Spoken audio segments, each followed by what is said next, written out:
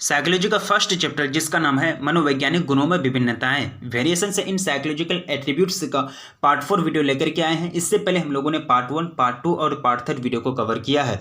जो part 1, part 2 और part 3 video को कवर नहीं किए हैं तो प्लीज कवर करेंगे। तो चलिए स्टार्ट करते हैं। पार्ट 4 वीडियो का जो सबसे फर्स्ट टॉपिक है वो है पास मॉडल। ठीक है, अटेंशन सिमल्टेनियस एंड सक्सेसिव। अगर हिंदी में देखें तो बुद्धि की योजना, अवधान, भाव प्रबोधन तथा सहकालिक अनुक्रमिक मॉडल। तो ये जो मॉडल है पास मॉडल, ये मॉडल बुद्धि के इस मॉडल को जो प्रस्तुत किया है, किसने प्रस्तुत किया है? जेपी दास, जैगनेलगिरी और क्रिबी, 3 मनोवैज्ञानिकों ने मिलकर ये पास मॉडल को प्रस्तुत किया है, जिनका नाम क्या है? जेपी दास, जैगनेलगिरी और क्रिबी। कब किया है? 1994 में। ठीक है, तो ये चीज आप याद रखेंगे। पास मॉडल को प्रस्तावित करने यानी प्रस्तुत करने वाले मनोवैज्ञानिकों का नाम जो है 3 नाम है, जेपी दास, जैगनेलगिरी और क्रिबी। कब? 1994 में। काफी इंपॉर्टेंट है। इस मॉडल के अनुसार बौद्धिक क्रियाएं 3 तंत्रों द्वारा संपादित होती है। ये जो पास मॉडल है, 3 साइंटिस्ट हैं यानी 3 मनोवैज्ञानिक हैं, और ये 3 मनोवैज्ञानिकों ने जो मॉडल दिया उनको क्या बोलेंगे? पास मॉडल बोलेंगे। और ये जो पास मॉडल के अनुसार जो है बौद्धिक क्रियाएं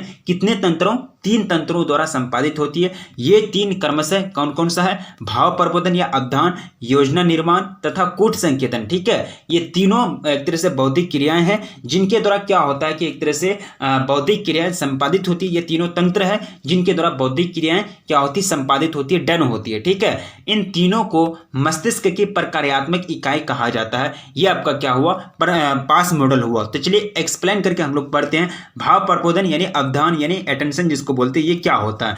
भाव प्रबोधन ये किसी भी व्यवहार की जड़ होती है, किसी भी व्यवहार का जो रूट होता है बिहेवियर का, वो क्या होता है? अटेंशन यानी भाव प्रबोधन या फिर अवधान होता है। क्योंकि यह किसी उद्दीपक की तरह यानी उद्दीपक की तरफ हमारा ध्यान आकर्षित करता है, अट्रैक्ट करता है। यह व्यक्ति को सूचना का परिक्रमण करने के योग्य बनाती है। यह आपका क्या हुआ? अवधान यानी भाव प्रबोधन हुआ। नेक्स्ट देखिए, दूसरा है योजना यानी प्लानिंग। तो ये जो है ये क्या है? एक तरह से यह बुद्धि का एक आवश्यक अभिलक्षण है, यानी एक तरह से सिम्पटम्स है। बुद्धि का आवश्यक लक्षण होनी चाहिए, यानी हम लक्ष्य को प्राप्त करने के लिए योजना को प्रभावी बनाते हैं। कोई भी भविष्य में हम लोगों को अगर लक्ष्य की प्राप्ति करनी है या फिर भविष्य में कोई भी एम को अगर कोई भी अचीव करना है, कोई भी गोल को अचीव करना है, तो हम लोग अभी से क्या करते हैं? प्लानिंग करते हैं, योजना बनाते हैं। तो ये बुद्धि का बहुत ही मोस्ट इंपोर्टेंट अभिलक्षण है, यानी मोस्ट इंपोर्टेंट क्या है? एक तरह से सिम्पटम्स है। ये है योजना। ठीक है, भाव प्रबोधन या अवधान। उसके बाद योजना क्या होता है इसको हम लोगों ने पढ़ा। पास मॉडल क्या है इसको हम लोगों ने पढ़ा। ठीक है, पास मॉडल आपका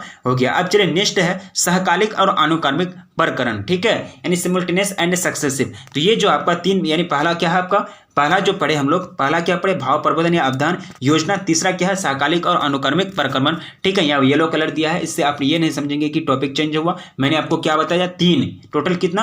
3। यानी इन तीनों को मस्तिष्क की प्रक्रियात्मक इकाई कही जाती है। पहला पढ़, दूसरा पढ़ लिए। तीसरा है आपका सहकालिक और अनुक्रमिक प्रक्रमण। ये जो है गिनती सीखना, वर्णमाला सीखना, गुणन सारणी को सीखना आदि अनुक्रमिक प्रक्रमण के एग्जाम्पल है। आपको पूछा जाएगा कि अनुक्रमिक प्रकरण से आप क्या समझते हैं? जैसे कि किसी भी चीज को सीखना, अनुक्रमिक प्रक्रमण, जैसे कि गिनती सीखना, वर्णमाला यानी अल्फाबेट को सीखना, गुणन सारणी को सीखना, यानी जो गुणन सारणी पाए जाते हैं उसके बाद जो बच्चों में याद कराई जाती है 2 2 जा 4 2 3 जा 6, ये क्या है आपका? गुणन सारणी है। तो ये सब जो सीख जो मिलती है यह अनुक्रमिक प्रक्रमण के उदाहरण है। किसके उदाहरण है? अनुक्रमिक प्रकरण के उदाहरण है। अब चलिए नेक्स्ट पॉइंट है, हम लोगों ने तीनों चीज को पढ़ लिया, यानी पास मॉडल को आपको याद रखना है किसी भी हाल में। ये तीनों पॉइंटों को याद रखना पास मॉडल का, और पास मॉडल को किसने कब मतलब ये किया, प्रस्तुत किया, ये सारा चीज को आपको याद रखना है। बार बार मैं स्लाइड अप करता हूं क्योंकि आपको मोस्ट इंपोर्टेंट है, आपको ये मैं बता देता हूं। ठीक है, अब चलिए नेक्स्ट पॉइंट है। नेक्स्ट पॉइंट आपका क्या है कि संज्ञानात्मक प्रणाली। ये क्या है?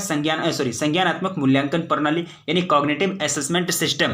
तो ये जो है दास और नागलिरी ने इस परीक्षण माला को विकसित किया। यह परीक्षण माला 5 से 18 साल तक के व्यक्तियों की संज्ञानात्मक प्रक्रियाओं का मापन कर सकती है। इसको क्या बोलेंगे? संज्ञानात्मक मूल्यांकन प्रणाली बोलेंगे। अब नेक्स्ट पॉइंट है बुद्धि, आनुवंशिकता और पर्यावरण की अंतःक्रिया। बुद्धि, आनुवंशिकता और पर्यावरण की अंतःक्रिया, इंटरेक्शन। तो बुद्धि पर आनुवंशिकता के प्रभाव के प्रमाण मुख्य रूप से जुड़वा बच्चों के अध्ययन से मिलता है। यानी बुद्धि का जो आनुवंशिकता के जो प्रभाव है, बुद्धि पर आनुवंशिकता यानी जो एक तरह से ये होती है आनुवंशिकता जो होती है उसका कुछ ना कुछ तो इफेक्ट पड़ता होगा ना, उसका ना कुछ असर पड़ता होगा। तो ये इसका जो प्रमाण मिलता है असर पड़ता है या नहीं पड़ता है, इसका जो प्रूफ मिलता है ये किससे मिलता है? जुड़वा बच्चों के अध्ययन से। जुड़वा बच्चों के बारे में अध्ययन करेंगे, स्टडी करेंगे, तभी पता चलता है कि हाँ बुद्धि का भी यानी बुद्धि पर आनुवंशिकता का भी असर पड़ता है। ठीक है, अब चलिए सहसंबंधी कोरिलेशन क्या होता है इसी चीज को देखते हुए हम लोग पढ़ते हैं। तो ये जो है ये एक रिश्ता है जो दो प्राणी के बीच संगत के साथ परिवर्तन को दर्शाता है।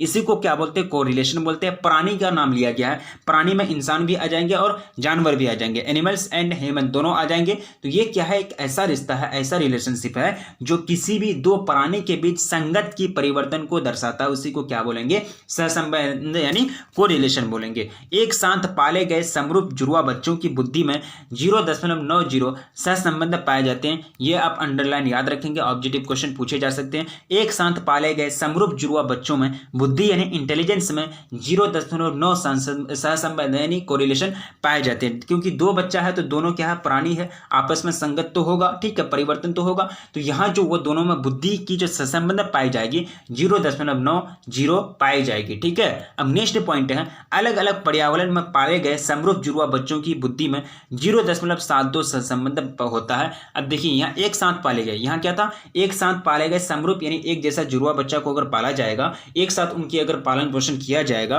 तो उनकी बुद्धि में सहसंबंध 0.9। ठीक है, अगर उसको अलग अलग पर्यावरण में पाला जाए यानी अलग अलग पर्यावरण में उसका एक तरह से पालन पोषण किया जाए तो समरूप जुड़वा बच्चों की जो बुद्धि में एक तरह से सहसंबंध पाया जाएगा वो 0.72 पाया जाएगा। कितना? 0.72 पाया जाएगा।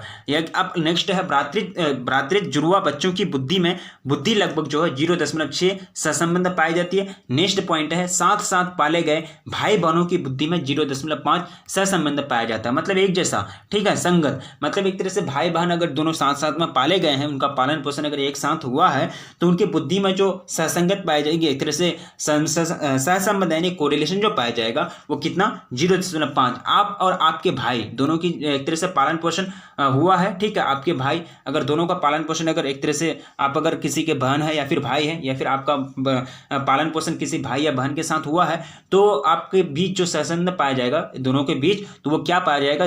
कितना 0.5 सहसंबंध यानी कोरिलेशन पाया जाएगा। ठीक है, ये चीज आप याद रखेंगे। नेक्स्ट पॉइंट हमको ये बताता है कि अलग अलग पाले सहोदरी की बुद्धि में 0.25 सहसंबंध पाया जाता है। कोरिलेशन कितना किसके बीच पाया जाता है इसको हम लोगों ने अच्छी तरह से पढ़ लिया है, इसको याद रखने का प्रयास करेंगे, काफी इंपॉर्टेंट है। बुद्धि का मूल्यांकन, ठीक है, यानी बुद्धि का मूल्यांकन तो हम लोग पढ़ लिए, बहुत सारा चीज पढ़ लिया, पार्ट 1 में पढ़े बुद्धि का मूल्यांकन, पार्ट 2 में, पार्ट 3 में भी पढ़े और पार्ट 4 में भी कुछ पॉइंट दिया गया है जिसमें क्या किया गया है कि बुद्धि का मूल्यांकन यानी एक तरह से क्या किया गया, वो मतलब मूल्यांकन यानी वैल्यूएशन किया गया है किसका? इंटेलिजेंस का। ठीक है, तो बुद्धि का मूल्यांकन सबसे पहले 1905 में अल्फ्रेड बिने और थियोडोर सारमन ने औपचारिक रूप से बुद्धि के मापन का सफल प्रयास किया, यानी औपचारिक यानी फॉर्मली उन्होंने प्रयास किया कि बुद्धि को कैसे मापा जाए। कौन? अल्फ्रेड बिने और थियोडोर ने। कब? 1905 में। ठीक है, 1908 में अपनी मापने का संशोधन करते समय उन्होंने मानसिक आयु यानी मेंटल एज को संपर्दय दिया। किसने दिया? अल्फ्रेड बिने ने दिया। मानसिक आयु यानी मेंटल एज जो है ये क्या है कि ये व्यक्तियों का नहीं, ये जो है ये क्या है, ये व्यक्ति का बौद्धिक विकास पर निर्भर करता है, डिपेंड करता है, उसी को क्या बोलते हैं? मानसिक आयु बोलते हैं। जिस व्यक्ति का बौद्धिक विकास ज्यादा होगा उसकी मानसिक आयु बहुत अच्छी होगी, अगर जिस व्यक्ति का बौद्धिक विकास कम होगा तो वहां हम ये समझेंगे इसकी जो मानसिक आयु है, मेंटल एज जो MA है वो क्या है? कम है। ठीक है, जैसे कि एग्जाम्पल के रूप में आपको बताया जाता है कि 5 साल का बच्चा यानी 5 साल का बच्चा उस कार्य को कर लेता है जो 8 साल के व्यक्ति का है, तो बच्चा का मानसिक आयु 8 साल हो जाएगा और उसका जो एक तरह से रियल एज है वो क्या हो जाएगा? 5 साल हो जाएगा। ठीक है, यानी मानसिक आयु उस चीज पर डिपेंड करता है, जिस काम को वो करते हैं उस चीज पर डिपेंड करता है। एग्जाम्पल के रूप में लिया गया ना यहाँ कि 5 साल का बच्चा उस कार्य को कर लेता है जो 8 साल का बच्चा का काम है,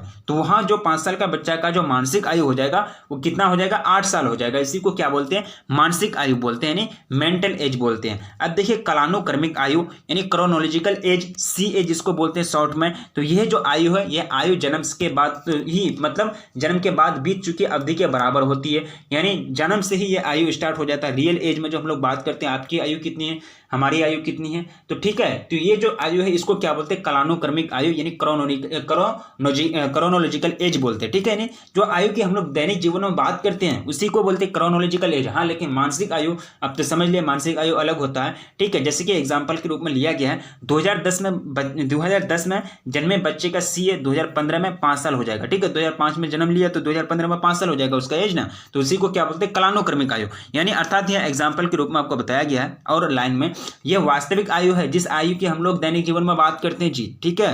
ये कोई दूसरा आयु नहीं है। हाँ, लेकिन ये मेंटल आयु आपको याद रखना है। मेंटल एज और क्रोनोलॉजिकल एज काफी आसमान जमीन का अंतर है, फर्क है। अब चलिए बुद्धि लब्धि यानी इंटेलिजेंस क्वोशिएंट, ये कैसे निकाला जाता है। आईक्यू हम लोग सुनते हैं आईक्यू कम है, किसी का आईक्यू ज्यादा है, तो ये जो 1912 में जर्मन मनोवैज्ञानिक विलियम स्टर्न ने बुद्धि लब्धि का संपर्क दिया।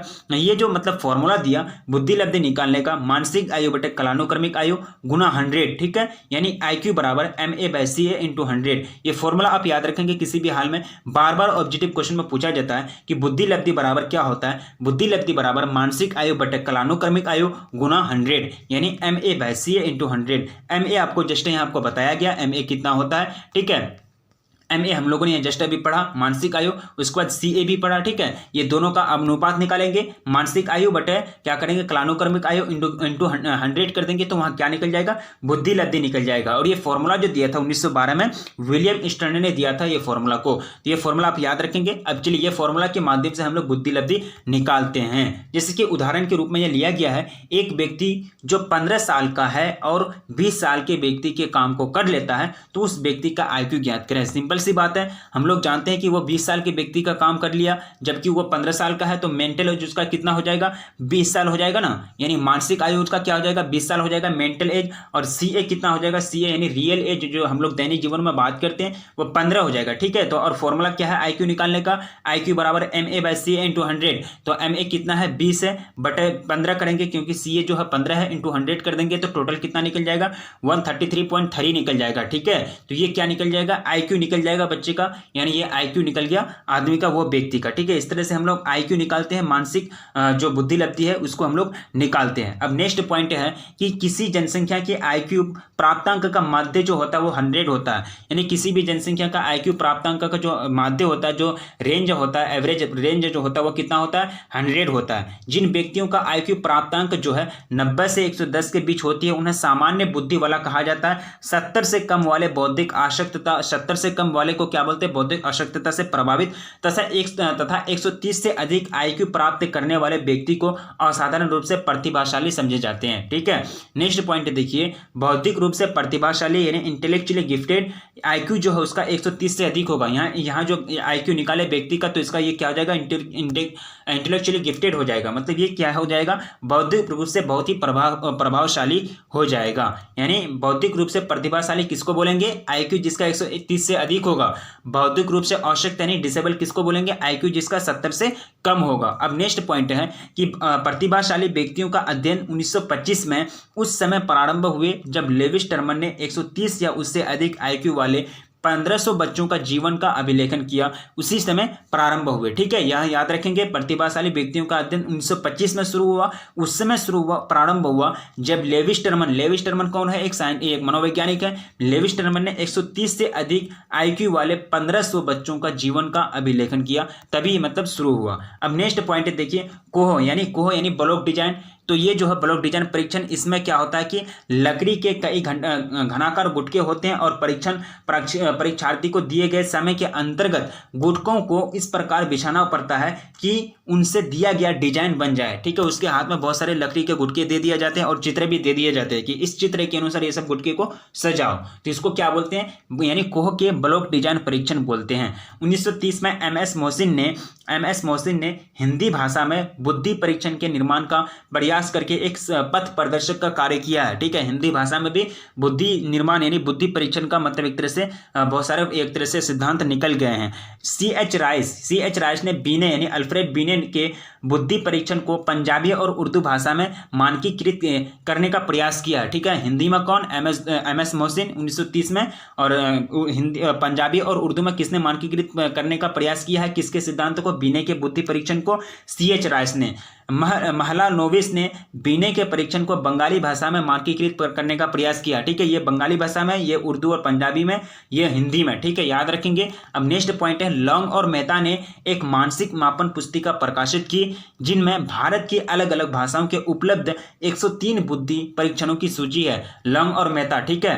नेक्स्ट पॉइंट है एशिया और अफ्रीका के अनेक समाजों में तकनीकी बुद्धि को महत्व नहीं दिया जाता है। यह बुद्धि बच्चों की मानसिक विकास में सहायक होती है। एशिया और अफ्रीका में तकनीक यानी अनेक समाजों में, इसलिए तो पीछे है, इसलिए तो गरीबी है। एशिया और अफ्रीका में जो मतलब अनेक समाजों में तकनीकी बुद्धि जो होती है उसको मतलब कोई प्रायोरिटी दी ही नहीं जाती, उसको कुछ समझा ही नहीं जाता। और ये जो है बुद्धि बच्चों के मानसिक विकास में सहायक होते हैं। मानसिक विकास कैसे होगा, इसलिए वही मतलब होता है गरीबी है, अफ्रीका में बहुत ज़्यादा गरीबी है। हर एक चीज़ को समझेंगे, हर एक चीज़ को अप्लाइड करेंगे तभी आगे बढ़ पाएंगे कोई भी देश, ठीक है।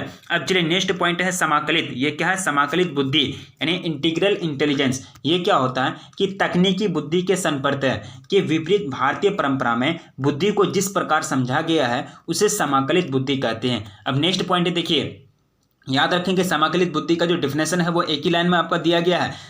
तकनीकी बुद्धि के संप्रत्यय के विपरीत यानी तकनीकी बुद्धि जो भी मतलब टेक्नोलॉजी वाला बुद्धि है, इंटेलिजेंस है, उसके उल्टा भारतीय परंपरा में बुद्धि को जिस प्रकार समझा जा गया है उसे क्या बोलते हैं, बुद्धि यानी समाकलित बुद्धि बोलते हैं, समकालित बुद्धि बोलते हैं, ठीक है। यानी इंटीग्रल इंटेलिजेंस। सिंपल सी बात है, भारतीय परंपरा में बुद्धि को जो समझा जाता है उसको क्या बोलेंगे, इंटीग्रल इंटेलिजेंस बोलेंगे, जिसमें समाज और संपूर्ण वैश्विक पर्यावरण से व्यक्ति के संबंधों को अधिक महत्व प्रदान किया जाता है। जिसमें क्या होता है, इसमें समाकलित बुद्धि में समाज और संपूर्ण वैश्विक पर्यावरण से व्यक्ति के संबंधों को अधिक महत्व दिया जाता है। अब देखिए बुद्धि हम लोग देखते हैं, बुद्धि का बहुत सारा डेफिनेशन हम लोगों ने पढ़ा, लेकिन फिर भी लास्ट में हम लोग बुद्धि का और एक डेफिनेशन हम लोग पढ़ लेते हैं। बुद्धि शब्द का तात्पर्य किसी व्यक्ति की अपने परिवेश की समझने की क्षमता से, विवेकपूर्ण चिंतन करने से और जीवन की चुनौतियों का सामना करने के लिए उपलब्ध संसाधनों का प्रभावी ढंग से उपयोग करने से है। यानी बुद्धि जो है, आपके सामने कोई प्रॉब्लम से आ जाए,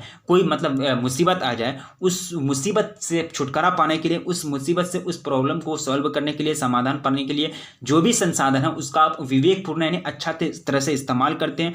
कितना अच्छा तरह से इस्तेमाल करते हैं, कितना बेहतर ढंग से इस्तेमाल करते हैं, इसी चीज को क्या बोलते हैं, बुद्धि बोलते हैं, ठीक है। तो ये आपका बुद्धि हुआ। तो आपका chapter 1 psychological attributes variations in psychological attributes मनोवैज्ञानिक गुणों में विभिन्नताएं का जो थ्योरी है वो क्या हो गया, एंड हो गया, ठीक है। बहुत बड़ा थ्योरी था।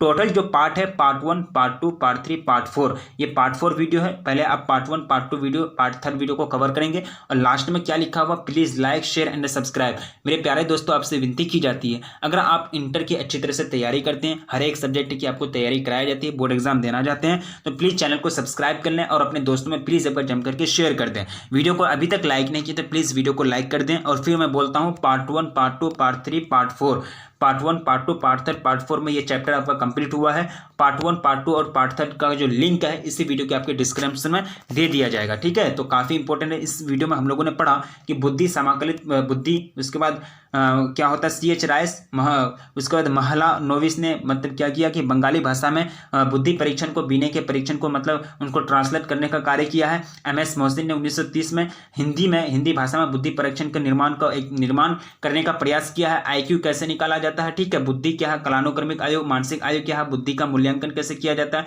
सहसंबंध क्या है, उसके बाद संज्ञानात्मक संबंध क्या है, योजना, उसके बाद क्या है, उसके बाद पास मॉडल को हम लोगों ने पढ़ा था इस बुद्धि के अनुसार, यानी जो बुद्धि का त्रिचापीय सिद्धांत पढ़ा था हम लोगों ने। उसके बाद उससे पहले हम लोगों ने पढ़ा था कि जो बुद्धि है, बहुबुद्धि का सिद्धांत गार्डनर ने जो दिया था उसके अनुसार टोटल बुद्धि जो है टोटल 8 प्रकार के होते हैं, उसको हम लोगों ने पढ़ा था, ठीक है। बुद्धि संरचना मॉडल क्या होता है, उससे पहले हम लोगों ने पढ़ा था कि आर्थर जेनसन ने जो बुद्धि का जो ऑर्डरली मॉडल जारी किया, प्रथम लेवल और द्वितीय लेवल, इसको हम लोगों ने पढ़ा था, ठीक है। ये मैं थोड़ा सा रिपीट कर रहा हूँ। प्राथमिक मानसिक योग्यताओं का सिद्धांत क्या होता है, सामान्य कारक और द्विकारक सिद्धांत क्या होता है, उसके बाद एक कारक सिद्धांत क्या होता है, मनोमितिक उपागम और सूचना प्रकरण उपागम क्या है, बुद्धि के सिद्धांत से आप क्या समझते हैं, अल्फ्रेड बीने ने बुद्धि को क्या समझा, ऑक्सफोर्ड शब्दकोश ने बुद्धि को किस रूप से परिभाषित किया, परीक्षण क्या है, व्यक्ति अध्ययन क्या है, आत्म प्रतिवेदन क्या है, मनोवैज्ञानिक परीक्षण क्या है, साक्षात्कार क्या है, यानी मूल्यांकन की विधि है, मनोवैज्ञानिक गुणों का मूल्यांकन कैसे किया जाता है, बुद्धि क्या है, मूल्य क्या है, व्यक्तित्व यानी पर्सनालिटी किसको बोलते हैं, अभिरुचि इंटरेस्ट, अभिक्षमता यानी एप्टीट्यूड।